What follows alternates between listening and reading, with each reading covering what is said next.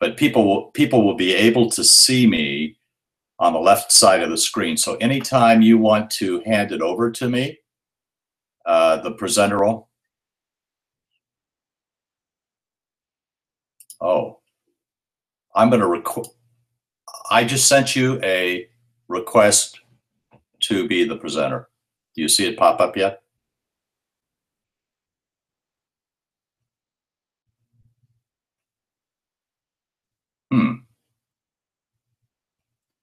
Waiting for Chris to approve. So that's what I have on my screen.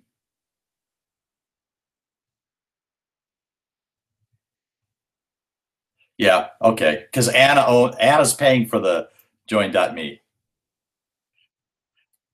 Let me put on my blonde wig and my falsies, and we'll be ready to go. Okay. Okay. Well, good morning, everybody. It looks like there's 24 people signed in. So between Chris and I, there's 22 of you. And this came about because of a round circle meeting we had at Retreat, where I shot off my mouth about social media. And right away, I was offered the opportunity to share some tips, secrets, whatever I do, to be on the internet. What you see behind me on the left-hand side, I'm assuming you can all see my my desktop. Is that correct? Can somebody tell me they can see the desktop? Okay, you're muted, but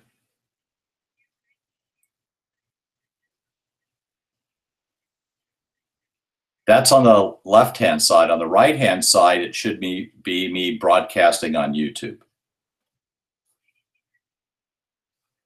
Okay, so you can see that I'm in front of a green screen, and so you can't see that I'm in my guest bedroom with the bed behind me, things like that. Okay. Oh, and Zach is our. Okay. Let's not go there, Chris. Thank you. Anyway, Zach, our newest member from Henderson, Nevada, which is only about 25 or 30 minutes away from where I'm broadcasting, is tuning in today to see what Jim has to say. I went and met with him. Love the pink shirt. Well, you know how Michael Kitces wears the blue shirt? I'm the pink shirt guy. That's because my mother-in-law and my wife love me in pink. So dress not for success, dress to be loved. So that's why I'm in pink. Thanks, Skip. Anyway, let's get down to what is the goal of participating in social media. Because 10 years ago, it was relatively unknown. In fact, the term social media probably didn't exist 10 years ago. But it's, in my opinion, I want to confirm and reinforce to the clients that I have, to the referral sources that I'm using, to colleagues like you, that I'm here to help people. That's my role in life. I help people make smart financial decisions. That's our mission statement for 15 years. So I want them to know that I provide answers to their questions, and that when prospects are looking around for different advisors, I want them to find me. If they get my name, Jim Ludwig, and they go to Google, I should be all over the place. And there are other Jim Ludwigs. There's the anti-immigration guy in Oregon, so he's probably happy this morning. There's the animal rights activist in Albuquerque. There's the surgeon in Houston. I don't know if he's okay or not. I haven't heard anything from him. And there's the investment advisor in Florida. So there are other Jim Ludwigs who are on the internet. I just want to be number one. Is it ego? No, it's ease of confirmation that I'm a likable guy, that I'm knowledgeable, and I've been doing this for a while, and I write on all sorts of topics to help people. But the overall goal is really, I want more clients, and I want to retain the clients I have. We all know in business, it's more cost effective to retain clients, that recurring income, than it is to go out and acquire new ones. Well, social media helps us do both. Well, why social media? Why is it so important? Well, 10 years ago, when I started hearing about Facebook and Twitter, Facebook, my two nieces who were teenagers at the time, trusted Uncle Jim to not squeal on them to their mother. And so I got on Facebook, which is primarily a family, social kind of friends kind of thing, at least at the moment. But traditional media is on a downward spiral. People aren't reading the newspaper. They're not buying the newspaper. Their magazine subscriptions are down. TV and radio viewing are down. Everything is fractured because you can slice it and dice it a lot of different ways to get to exactly the right kind of people you want for a certain special interest. And so where else can we find those people, either as a general audience or a more specific audience? And that's what social media has offered us, a lot of different platforms. And the kids growing up today into their early 30s are all computer literate. They've grown up with a computer. They don't know any president probably before George W. Bush. I mean, it's a different kind of generation. And in life, most of us know that are listening to this call, if you don't move forward and change, you're going backwards. And if you're in business, you can't afford to do that. But how do you differentiate and figure out what's going to be the best for us, for our business? Well, in doing some research, I looked at the one website had the top 15 platforms. This is 2016 information, so fairly new, and it listed in a descending order of use. So if somebody wants to mute their sound, if you want to mute, that would be helpful. Okay, we're hearing somebody's in their kitchen fixing breakfast maybe. Oh, well, I'm hungry now. Anyway, so those top 15 platforms, and you notice that in my outline, if you can see it, that Facebook has got an asterisk, it's number 1. YouTube is number 2, and I'm broadcasting live on YouTube right now. 2 of you are watching, so that's good. And this will be posted later. So if anybody wants to listen to the join.me recording, because I'm assuming Chris records this, or if we don't, you can go to my YouTube channel that's linked there and see this presentation with me just talking away, but you can't see my my desktop in the YouTube live streaming at the moment, but I have the ability to do that. And yes. Okay. Well, for a small price, I will not record this. Okay. Okay. Anyway, so back to the platform. So Facebook is number 1. Yes, I'm using that, but not very much for business, and we'll talk about that later. YouTube, we've used it for quite a while. Google Hangouts on Air, which morphed into YouTube live streaming. We're using that as a company, Live with Main Street. It used to be Live with Jim and Anna, but we added more people. Swim with Jim, which is my interview show that's both on live streaming, YouTube, and also Blog Talk Radio. So YouTube has been a really good channel for us with lots of views. Twitter, I started using that almost 10 years ago, maybe 8 or 9 years ago now, with one of our clients who is still on today on national television every weekday. So this was a person that I was attracted to see why were they using Twitter, because my opinion was it was teenagers saying, what time are we going to go to the movies and what can we do? But Twitter has really morphed into a business or a political platform. And I came to the conclusion that the only reason people would want to tweet for me if I found an interesting article or an interesting calculator or other tool that had to do strictly with personal finance.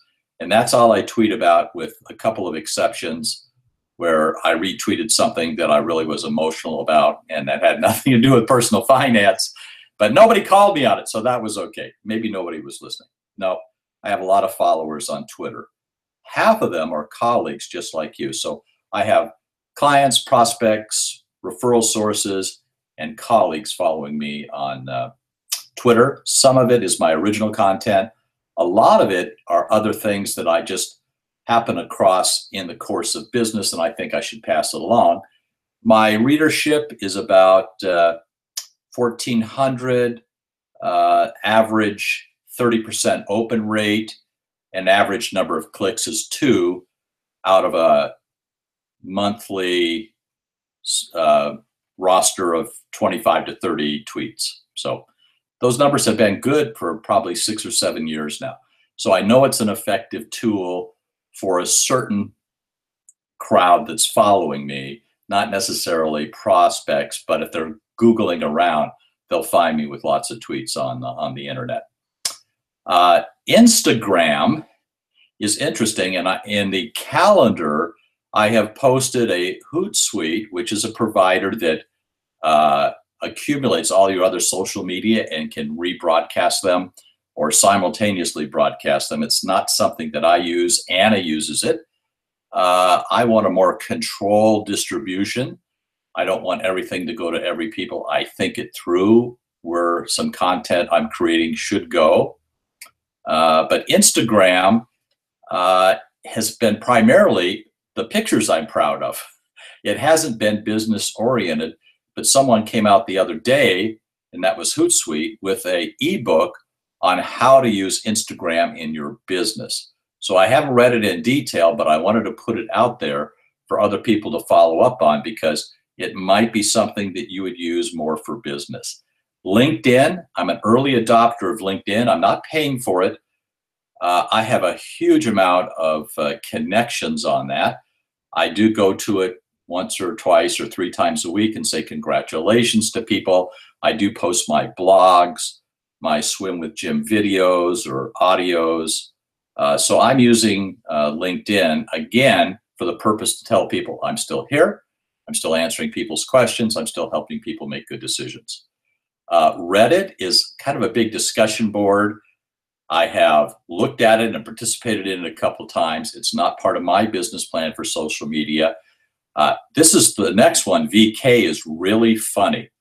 This is a Russian-based answer to Facebook. There's a long Russian name, but they use the initials VK.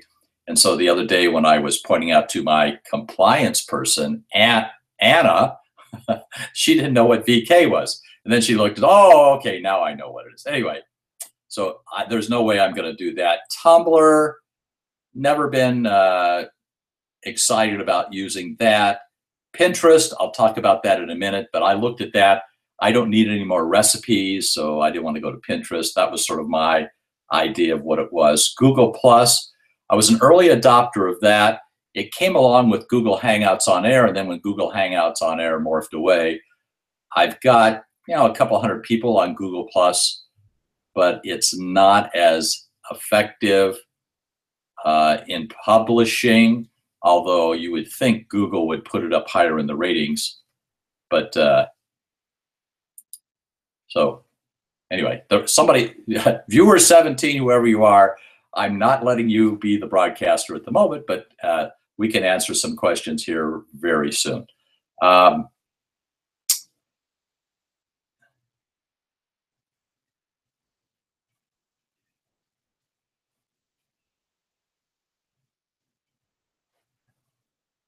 Okay, that was interesting. So somebody needs to mute again, or you're rebroadcasting me right in the middle of join.me. So Flickr, Meetup, Ask FM, LiveJournal, MySpace.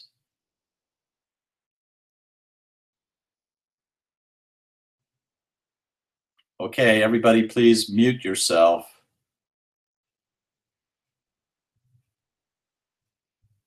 Okay, I think we took care of that. There's some other platforms, and I am really just in the last couple days getting ready for this presentation, toying around with Facebook Live.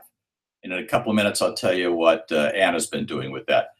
Periscope, I know that Michael Kitsey started broadcasting on Periscope, but I wasn't really gung-ho about that. I didn't see it how it would fit in with my overall strategy. Anchor is podcasting, but I can turn my YouTube videos into podcasts. So I'm not enamored with Anchor, but Anna's exploring it. Our website is a great platform, and we put all our content on our website. So if you go to our website and look at Money Library, which is Anna's trademark, I guess, name for where we have all of our content. And usually when we publish things, it'll be linked to one of the pages in Money Library inside our website. And we do get some great metrics on people viewing our content. And Blog Talk Radio, I've used that for quite a while. I use it on and off. I just interviewed Liz Weston from NerdWallet and the LA Times, and a columnist, and she has her own gig running. I just interviewed her the other day on Blog Talk Radio. But the strategy is the important thing. If you have a goal, then how do you implement your strategies? One of the things I learned from Marie Swift, which I still practice 15 years later, is create once, distribute often. And our fellow colleague, Jim Blankenship, does a wonderful job of that. The other day, I was reading some IRA thing from 2012, and he rebroadcast it, and I was saying, boy, I hope that content is still okay. And then as I read it, yeah, it was fine. But he's always redistributing and repackaging his content, and he has a couple of books to show for that too. What we involved in our social media is trying to come up with themes. So for example, this month is debt. And I interviewed Liz Weston on using a debt consolidation company and some of the ideas on what's a good debt and bad debt. So I'm writing one blog I've already written on debt, and I'm writing a couple of more this month. I'll be interviewing Jerry Detweiler on Swim with Jim on video. So I'm concentrating on debt today and this month.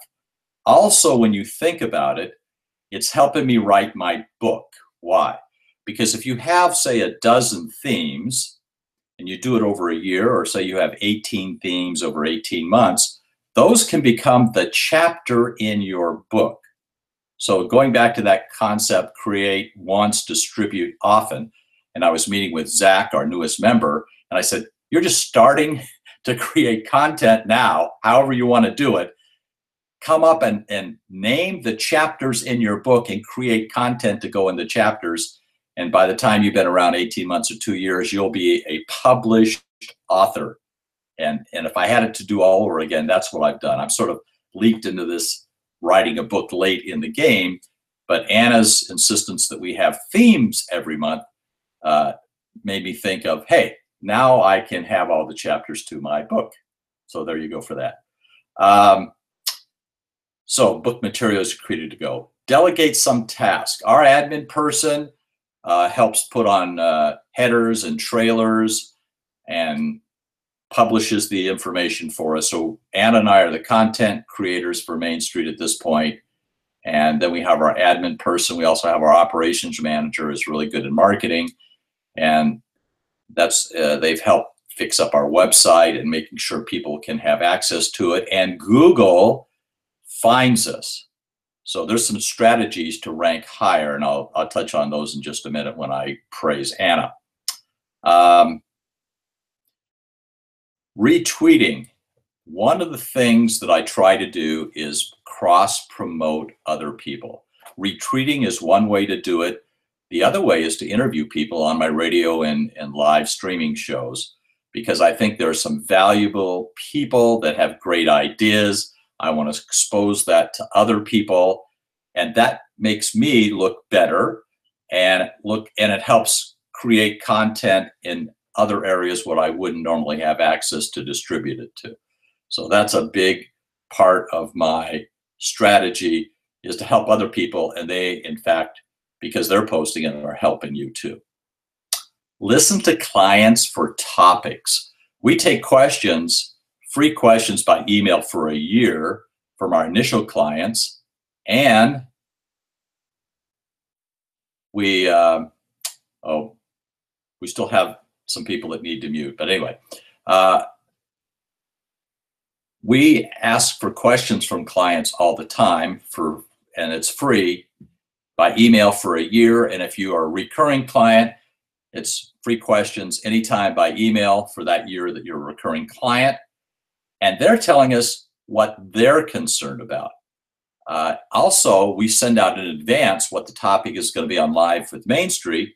And we had 5 people write in with questions. 3 of them had to do with paying off your mortgage when you're retired or before you retired. So 3 out of 5.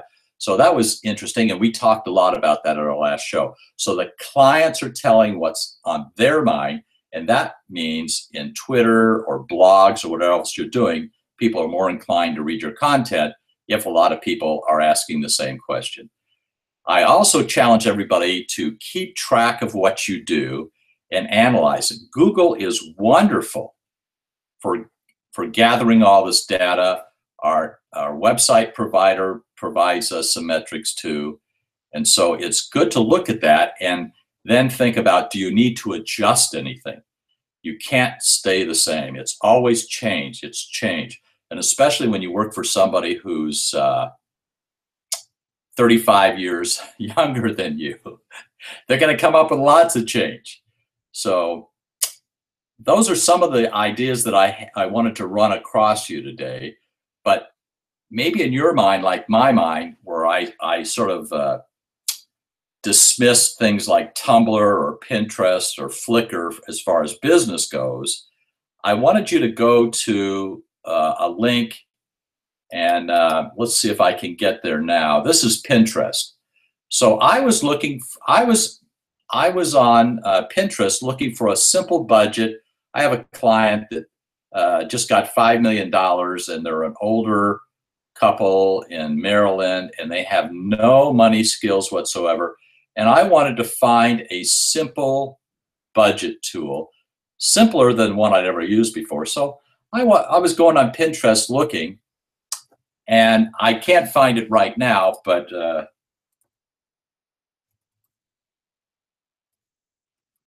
just type in what I'm looking for. And let's see. Now when I want to find it, it won't show up. But Anna had her money flow chart was posted by an article she wrote where she was quoted in Business Insider. And that's embarrassing because I looked at it earlier today, and I typed in money flow chart, money flow budget chart. So you can be prepared for these things. And there it is right here. Okay. So there was there in Pinterest under budgets was Anna's thing. So it took me back by surprise, and I said, oh my God, I am poo-pooing Pinterest as some sort of, put your coupons on there, or here's a recipe. And she's being quoted and posted for a business reason. So just because I'm not interested in it doesn't mean that you shouldn't be interested in it. And I showed this to Anna. She didn't even know it was posted there.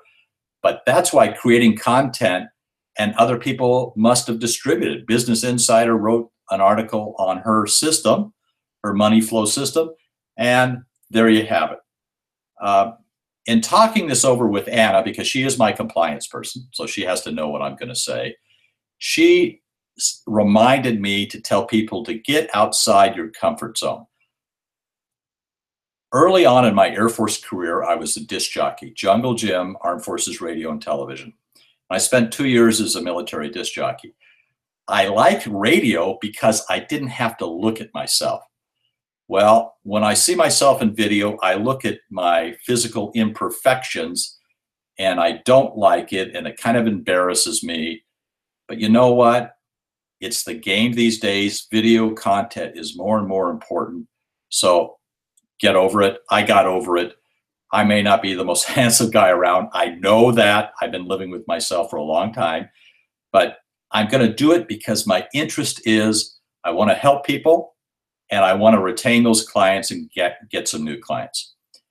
Find your celebrity status, Anna says. Well, you know, when you're a nice young lady, I don't want to be saying anything inappropriate, but if you're a nice young lady who is the opposite of the old guy, you can be a celebrity doing lots of things.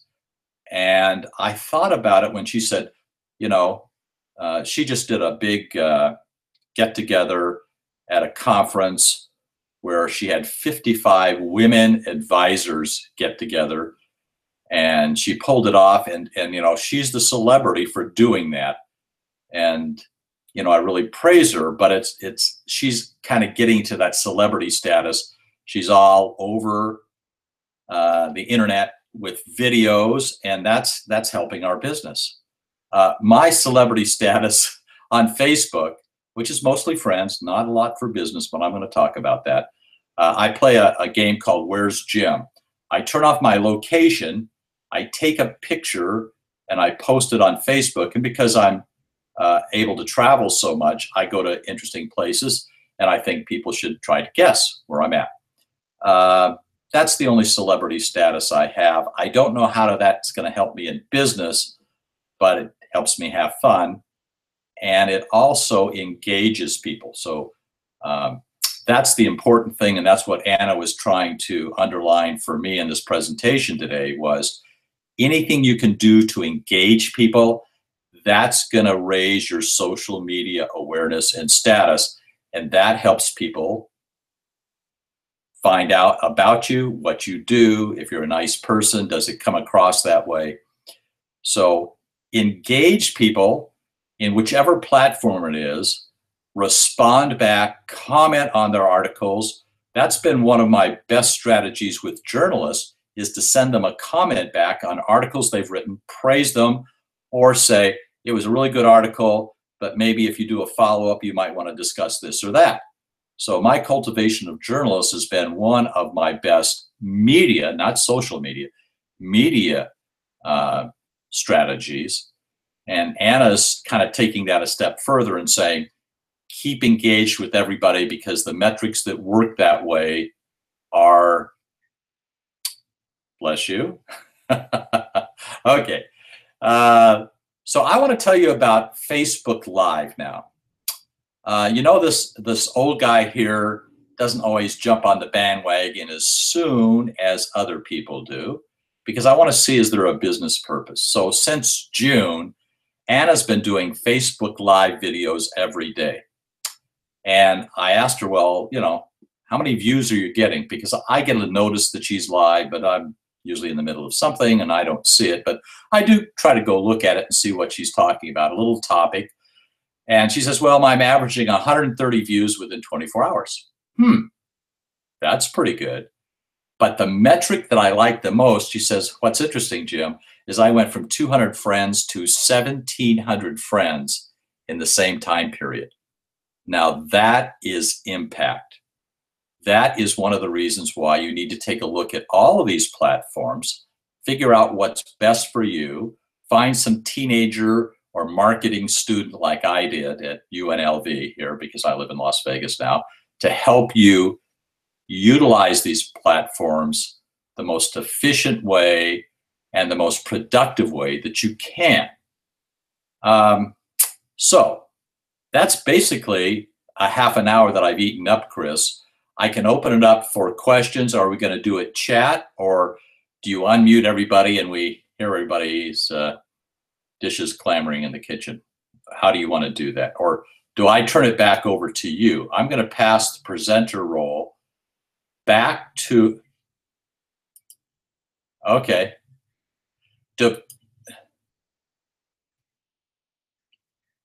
Okay,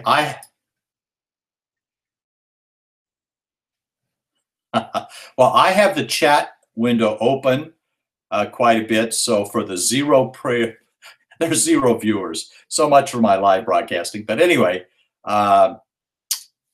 what type of camera are you using? I use an iMac 21-inch, and that's the camera I'm using now. For remote stuff, I use a Lumix G7. It's about 3 years old, but it does 4K video, and I know that's coming. So last Christmas, it was on sale in a camera store in Santa Barbara.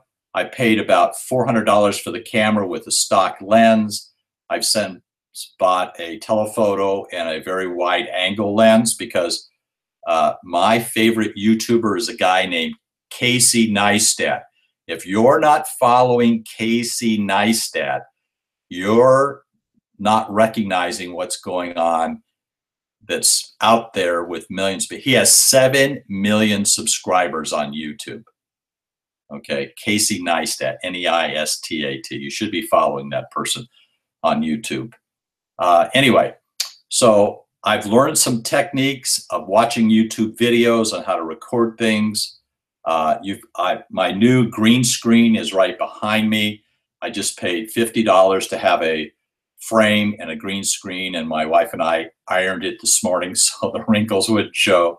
So you'll be seeing me do more things where I can be like the weatherman and pointing to something, and it'll be my PowerPoint slide that's showing up on the green screen. So I'm getting into doing more production on videos because I want to be more effective. So I hope that answers the question on the type of camera. You know, the iPhone 7 that my wife has is a wonderful camera. I have an iPhone 6S. I'm going to buy the iPhone edition. I understand that's the name, and I can't wait for another 10 days or so till they announce. Oh, it's less than 10 days. It's the 12th. Hey, that's a week from today. The new iPhone gets announced, or 3 of them. Anyway, any other questions?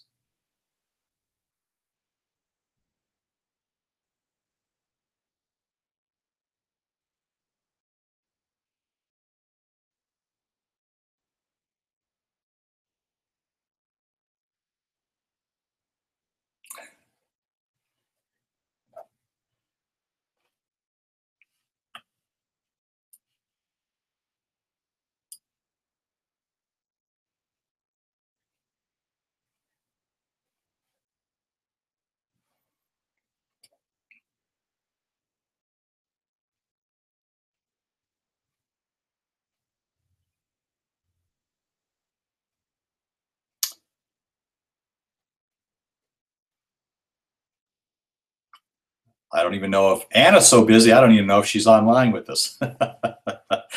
She already knows what I'm going to say. The poor woman's had to live with me for 11 years. Can you believe that? Wow. So if you had a solo practice, I would, just like I told Zach, start off with your media strategy, come up with an outline that's your book, and every time you create something, it's helping you create your book. Because if you do publish a book, and Michael Kitces has convinced me of this, that you add a lot of credibility. So when people interview you on the television or the radio or whatever platform it is, they say, here's Jim Ludwig, the financial planner and author of the best-selling book, whatever, you know? And you can self-publish these days. Jim Blankenship has been through that a couple times. He's a good person to ask that question of. So I would think about creating content and have that book down the road, maybe 2 years from you're starting to collect your content. I think you could publish a book in 2 years. So I would be doing that because I think that adds a huge amount of credibility to the solo practitioner. The other thing is, okay, I've created this. Now how do I distribute it out? And again, look at what Jim Blankenship has done.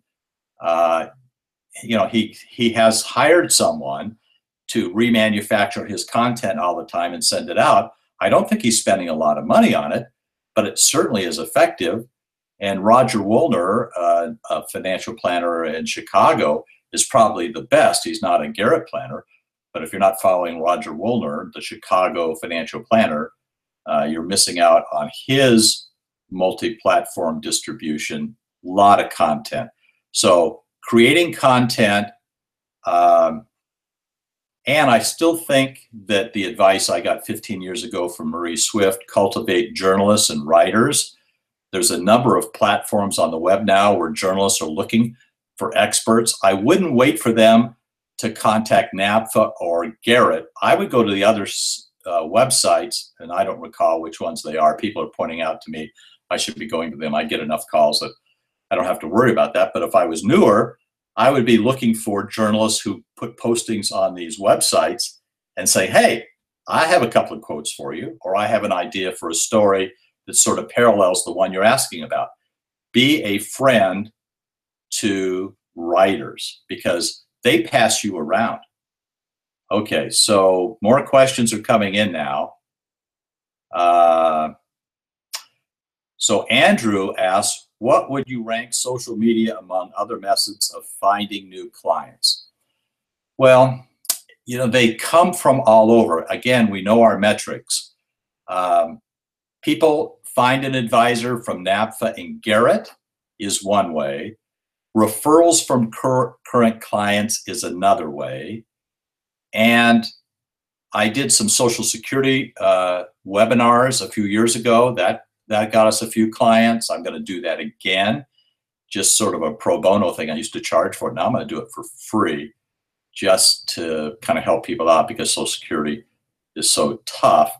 But I think doing live webinars or something on the internet where you can post it on Facebook if you have a lot of friends, or just doing short content things.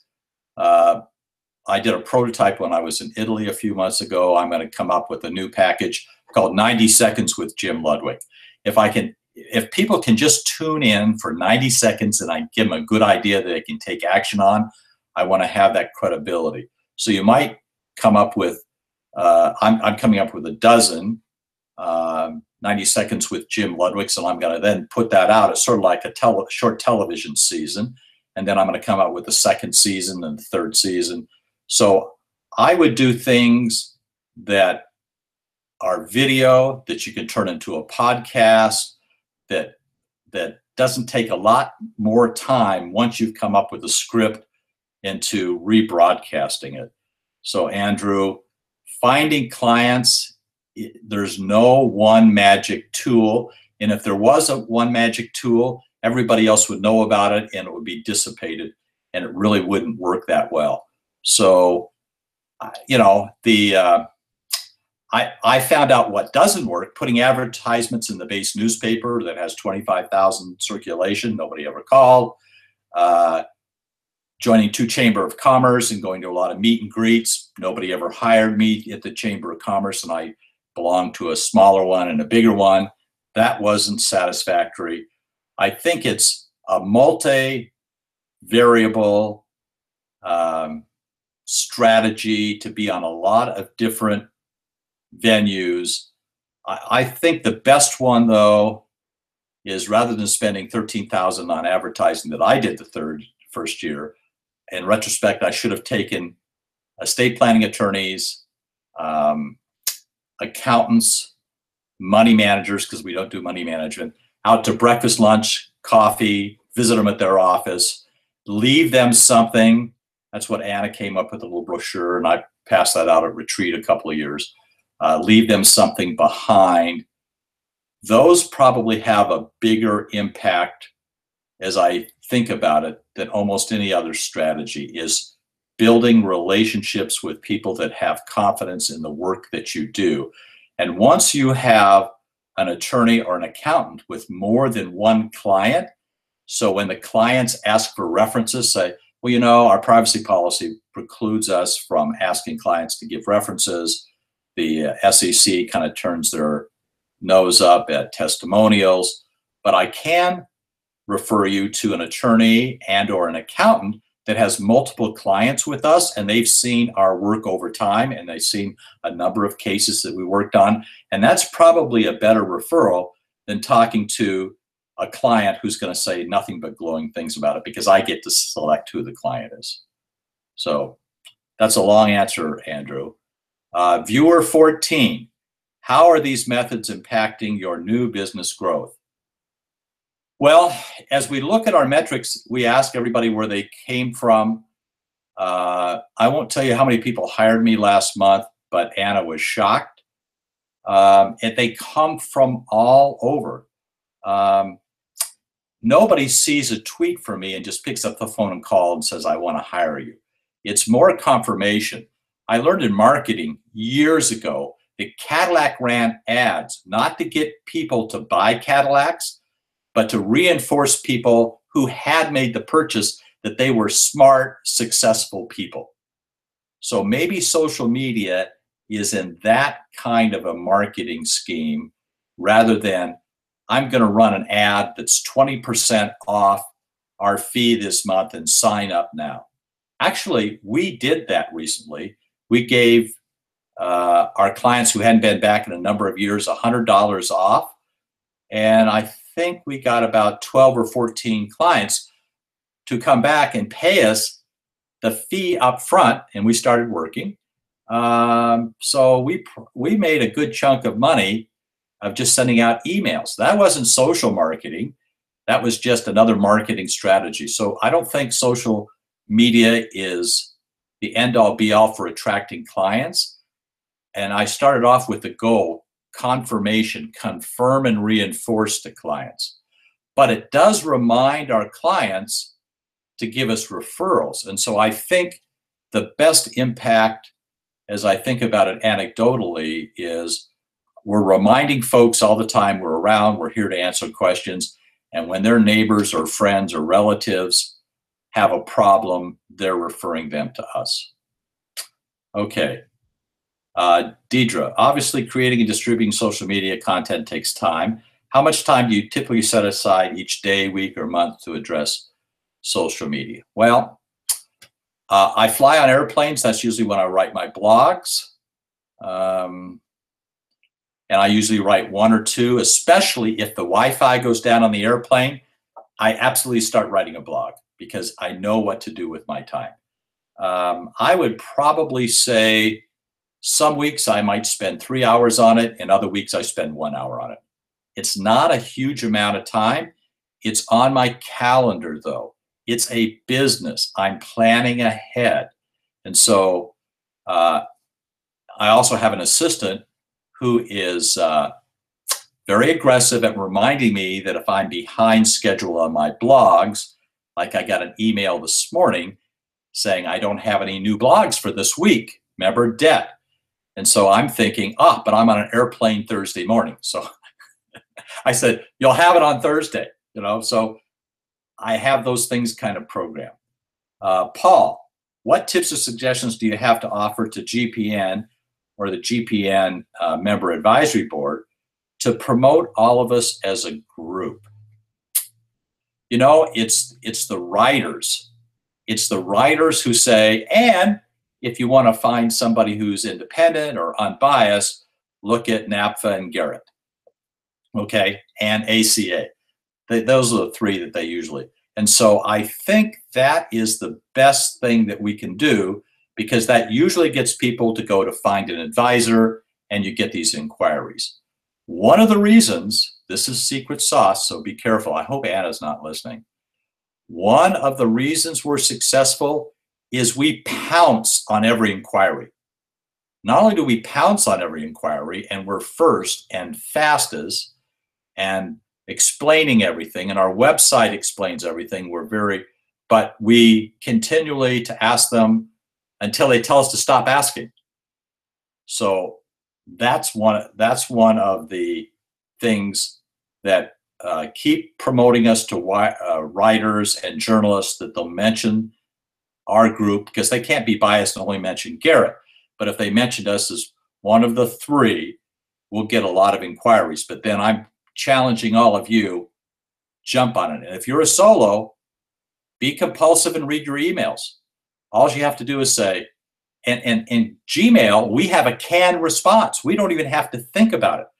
And our admin person, because we have an aggressive admin person, she's, when we hired her, we said, this is our strategy. We are jumping on any inquiry. So she's doing it 7 days a week. We really appreciate that. And Anna, before her, when she was my assistant, she was doing it 7 days a week. So, Paul, that would be my answer.